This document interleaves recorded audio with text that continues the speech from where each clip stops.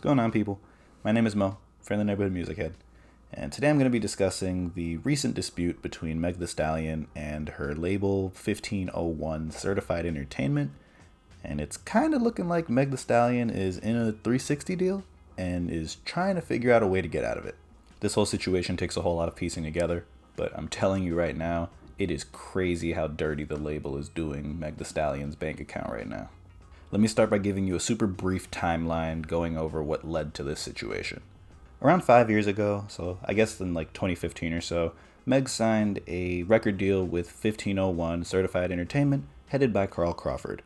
And in the process, she also signed a distributing deal with 300 Entertainment. After building up a steady fan base, going up until around like the middle of 2018, she started to really become this viral sensation towards the end of 2018, going into 2019. Throughout this whole time, Meg's mother, Holly Thomas, was her manager. However, she unfortunately passed away in March of 2019.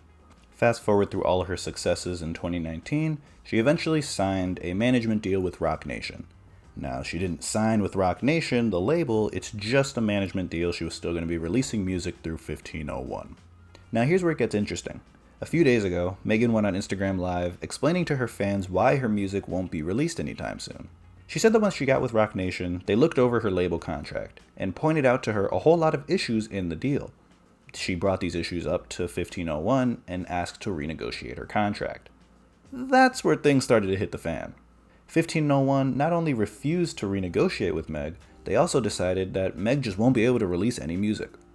Now, this of course wouldn't be the first time a label and an artist have been beefing when it comes to releasing music. I mean, look at Tory Lanez, look at Lil Uzi Vert, look at the infamous Cash Money situation with Lil Wayne and the Carter 5.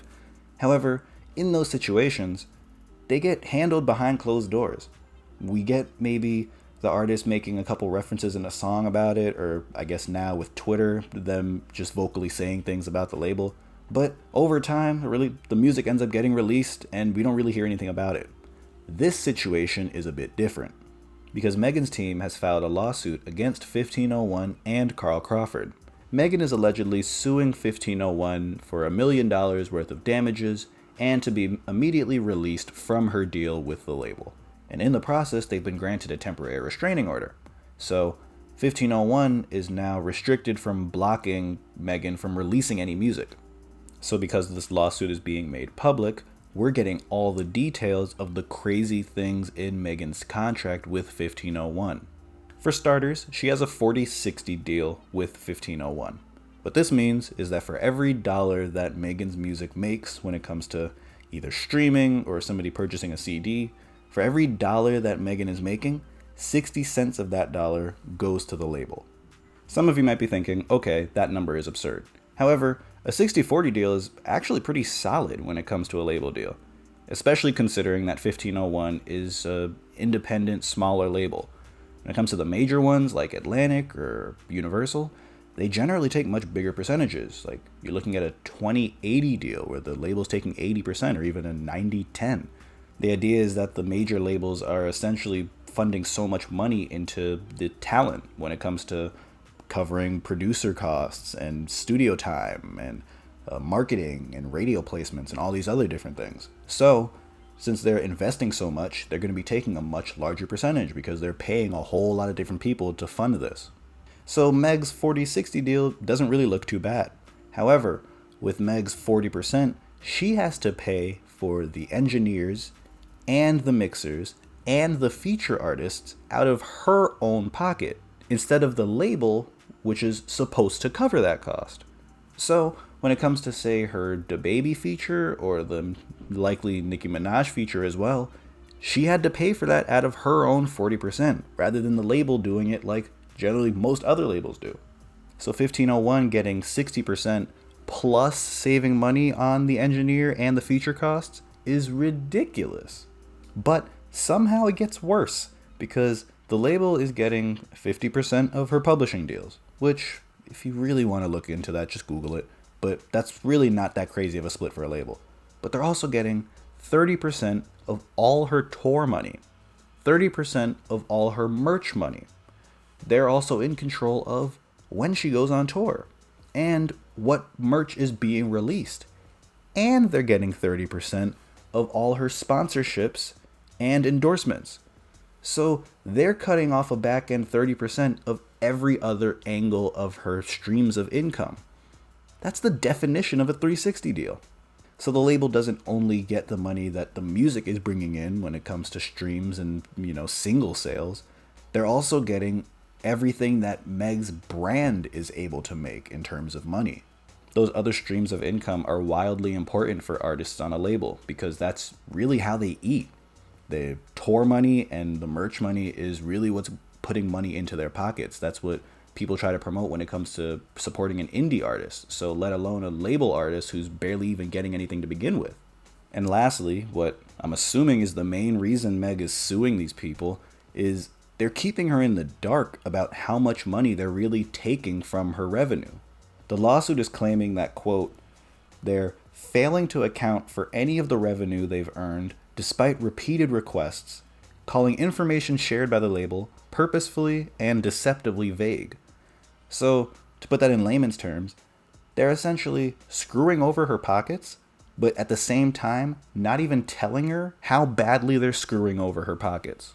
Plus, I didn't even mention the alleged smear campaign that Megan is claiming 1501 has been doing against her since she got with Roc Nation. Or the weird tweets that Carl Crawford has been sending out, talking about people getting what they deserve, kind of alluding to Meg and her situation. But the craziest figure of them all is that Megan's team is estimating that Meg's music has brought in $7 million worth of revenue. And Meg has only been paid by the label for $15,000 of that money.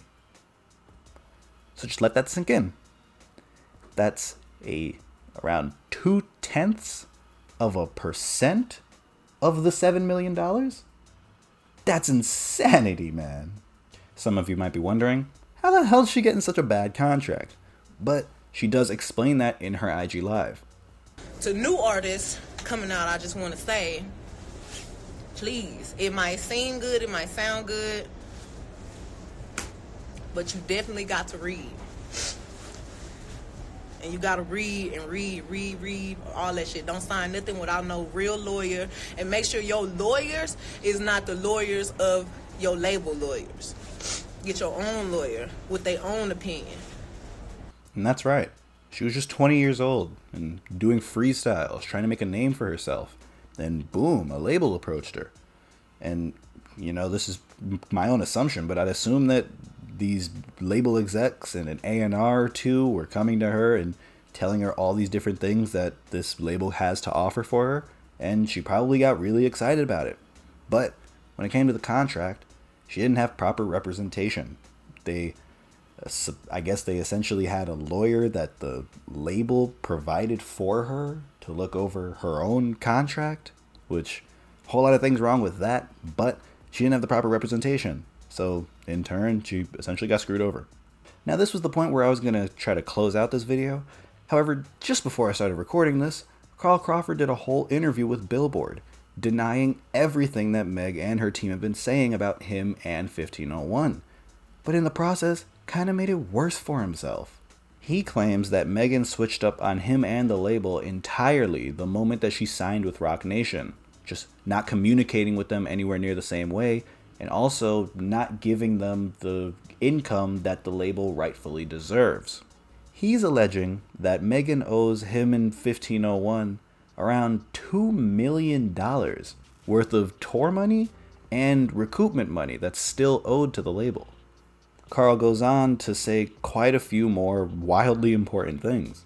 First of all, Carl essentially confirmed that Megan is in a 360 deal, saying that they took such a high percentage in the 360 with 30% of the touring and merch money because they gave her so much already in her initial splits when it came to the 40-60, and they also gave her 15% of her masters. So in order for them to also make money, they essentially chopped off 30% of all of her other income to kind of recoup that. Regarding this whole not being able to renegotiate the contract with Megan dispute, he's claiming that Megan sent a bunch of Roc Nation lawyers up to 1501, presenting him a new deal and them saying to him, take this deal or else, even though he's the one in the position of power, not them, essentially.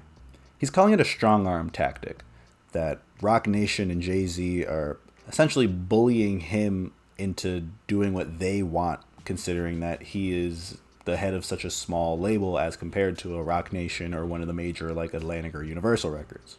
The biggest takeaway from this interview that Carl Crawford had with Billboard is this quote that I'm about to read. Because after essentially throwing his business partner T. Ferris under the bus for how he handled the contract situation with Megan initially, he said the following: "They had lawyers. How didn't you read your contract?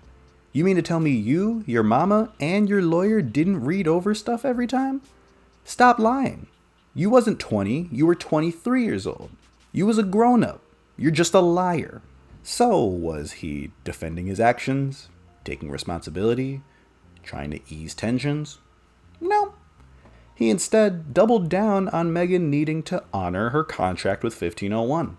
So, this video is probably super long, but if you're still here, please take this away from what I'm trying to say about this whole situation. This could have all been avoided if Megan had her own personal lawyer when she was signing that contract initially at 20 years old, or 23, whenever the hell it was.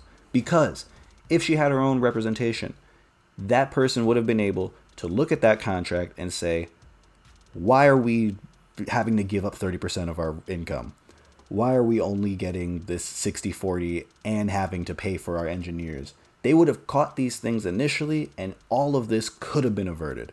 So to all new artists, and even just people in general, if you're signing a contract, get a lawyer.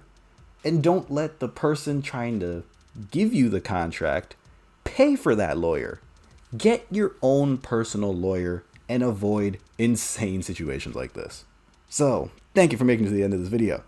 Please like, subscribe, Twitter follow, Instagram follow. Yeah, it's in my bio. Comment and stuff. I don't know. I still don't know how to close out these videos. But yes, talk to you guys on the flip side. Peace out.